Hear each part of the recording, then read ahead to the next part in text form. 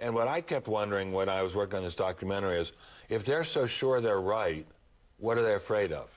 If they're so sure that their position is unassailable, let the other guy talk and then blow him out of the water and say, you fool, you didn't know this, this, and this. Right. But Okie dokie, Stein. Let's play ball. Darwin said nothing about how life originated. Darwin had no idea of how complicated the cell was. Darwin was never able to point to any clear evidence of any species that had originated by evolution. And there hasn't been much progress in Darwinism since then. Let the other guy talk and then blow him out of the water. Darwin said nothing about how life originated. You fool! Evolution is not a theory about the origin of life. It explains the diversity of life. Your statement is about as stupid as saying Newton was wrong because Newtonian mechanics doesn't explain light. Darwin had no idea of how complicated the cell was.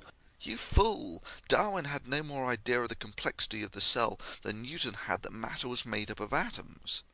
However, this in no way undermines the validity of either evolution or Newtonian mechanics. Darwin was never able to point to any clear evidence of any species that had originated by evolution. You fool! Have you never heard about Darwin's finches? You also seem to be living in a time warp where you only consider the scientific understanding of Darwin's time. Well, what happens when you apply that to Newton? The strongest evidence for evolution comes from DNA and the whole genome sequencing. Pretending that the last 150 years of scientific research never happened is not a compelling argument against evolution. And there hasn't been much progress in Darwinism since then. You fool and double damn fool. Firstly, there is no such thing as Darwinism, any more than there's such a thing as Newtonianism, Einsteinism, or Faradayism. There is only evolution, which was first established by Darwin, just like there is only relativity that was first established by Einstein. Secondly, not much has changed since Darwin. It's really difficult to restrain one's anger when a man so willfully parades around his proud ignorance as a badge of creationist honour. Not much has changed since Darwin, you fool. There was the discovery of DNA, arguably the most important discovery in the history of mankind, and yes, it fitted exactly with evolution. Then there was the discovery of DNA replicase, messenger RNA, and virtually every aspect of biochemistry. Phospholipid bilayers, the Krebs cycle, RNA transcriptase, photosynthesis, ion pumps, sugar and lipid chemistries, most of them Nobel Prize-winning discoveries, and yes, every single aspect was 100% compatible with evolution.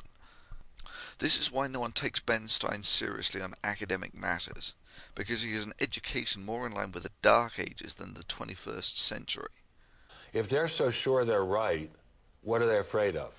If they're so sure that their position is unassailable, let the other guy talk and then blow him out of the water and say, you fool, you didn't know this, this, and this. Right. But Yeah, well, I think that just about covers it. Just because university lecturers and the such like do not consider it a prudent use of their time to spoon-feed people like Stein the knowledge which he has gone out of his way to ignore, does not mean that Stein's ignorance constitutes a devastating argument that can invalidate evolution, of which for some unexplained reason Stein thinks all of the smartest people in the world would not want to know about. I present the following clip of Stein discussing his documentary on evolution to demonstrate that Stein's education on evolution doesn't even make the textbook level.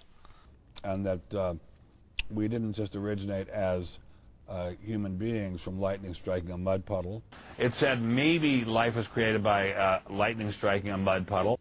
Did it come from lightning striking a mud puddle? Complicated. How that happened by lightning striking a mud puddle is a very good question. Well, the first cause is not, it's lightning striking a mud puddle. See, this is what the evolutionists say. And by the way, they may be right. I'm not a scientist. They could be right. Firstly, Stein's description of evolution here is about as accurate as saying that Christianity believes the universe began because an overweight three-legged aardvark called Ethel did a little happy dance. This particular brand of creationist logic is widespread by people like Stein, who are happy to believe that their ignorance of a scientific theory is proof why it must be wrong. I mean, by this reasoning, the fact that birds don't fall like apples proves that Newton was wrong about gravity. In this sense, Stein's documentary is about as much academic credibility as a burger flipper making a documentary on multiple scattering and absorption effects encountered with samples of high incoherent neutron scattering densities in nuclear reactors.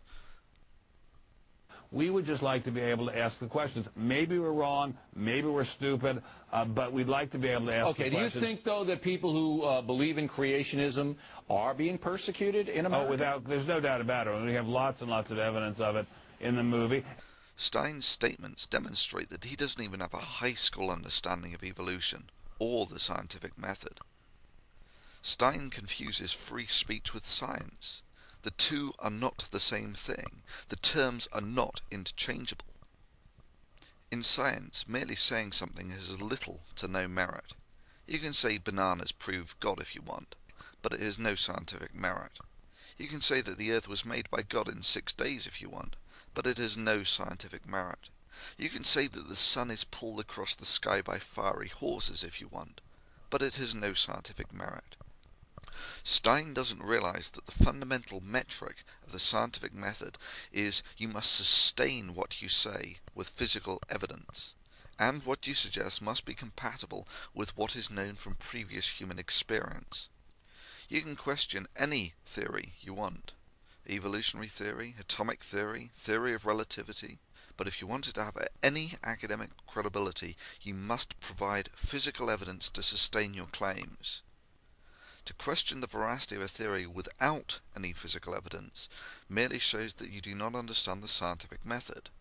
And yet, in a world with a finite research budget, and one where those who get funded are those who can compete on the world stage, demonstrating such a crass lack of knowledge of the scientific method will be the kiss of death for your academic career, just as surely as not understanding hygiene will be the kiss of death for a medical career. Creationists mistake the dismissal of a baseless statement as prejudice, when in fact it's an action that is required by the scientific method. In this sense, Stein's movie is not so much about prejudice in the scientific community as it is about his own ignorance of the scientific method. Stein's documentary suggesting that those who make baseless claims without physical evidence are being discriminated against is actually a manipulative effort to conflate free speech with the scientific method. Stein predates on the fact that many do not have a clear understanding of the difference between free speech and the scientific method, simply as an intentional effort to spread disinformation about a theory he doesn't like.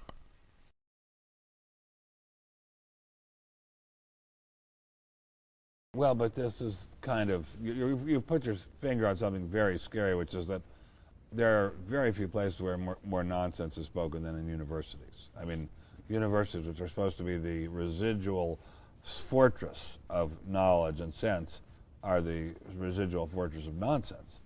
It's really difficult to know what to say about that, other than a man who considers Harvard, Cambridge, Oxford, Princeton, Yale, Caltech, MIT, etc. as fortresses of nonsense is a man who has formally unplugged from reality. It's difficult to contrive what sort of distorted reality Stein lives in, where he thinks the foremost universities of the world are fortresses of nonsense, or indeed what a scientific documentary from such a mind would look like.